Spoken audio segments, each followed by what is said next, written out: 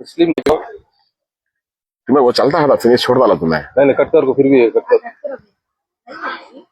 ఈరోజు ముస్లిం ఐక్యవేదిక రాష్ట్ర core committee మరియు రాష్ట్ర కమిటీ తిరుపతి జిల్లాలో పర్యటిస్తున్నారు.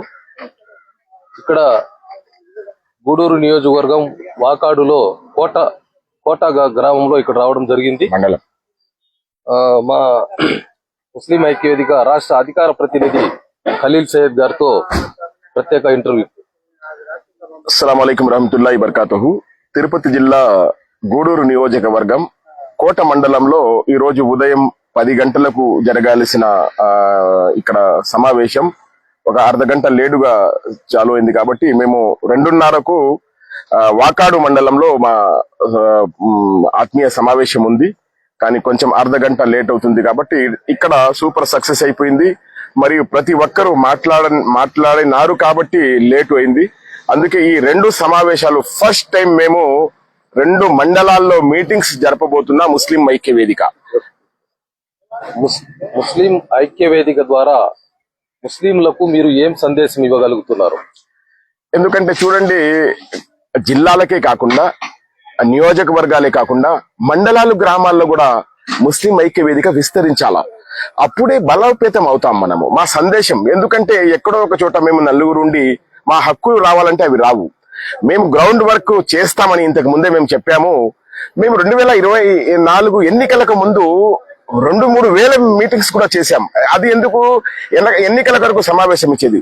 ఆ తర్వాత రాబోయే 2025లో మేము గ్రౌండ్ వర్క్ లో ప్రతి ముస్లిం సహోదరు ఆయన మా దగ్గరికి వస్తారో లేదో తెలియదు, కానీ మేము వాళ్ళ దగ్గరికి పోతున్నాము.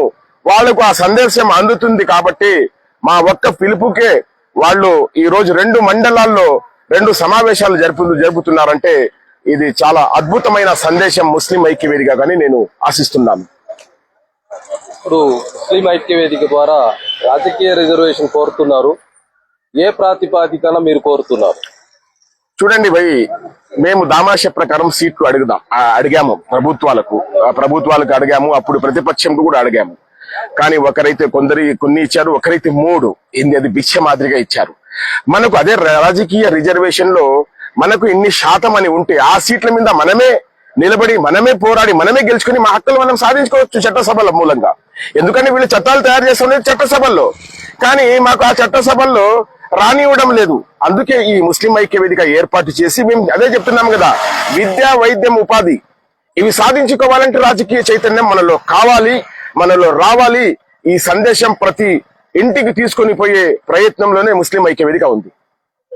ముస్లిం ఐక్యవేదిక ద్వారా మహిళల ప్రాధాన్యత గురించి ముస్లిం ఐక్యవేదిక రాష్ట్ర అధికార ప్రతినిధి ఆయన మాటల్లో విందాం.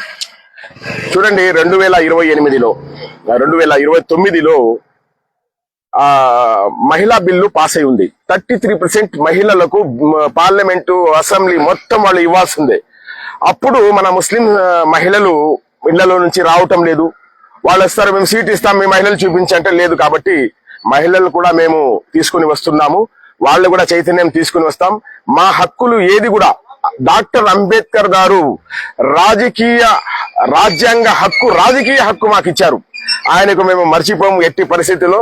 ఎందుకు? ఆయన చేసిన రాజ్యాంగాన్ని మార్చాలని వచ్చిన వారు 240కి పడిపోయారు. కాబట్టి మేము తప్పకుండా మా రాజకీయ రిజర్వేషన్ కోసం మేము పోరాడే ప్రయత్నం తప్పకుండా చేస్తాం. ధన్యవాదాలండి. చలో.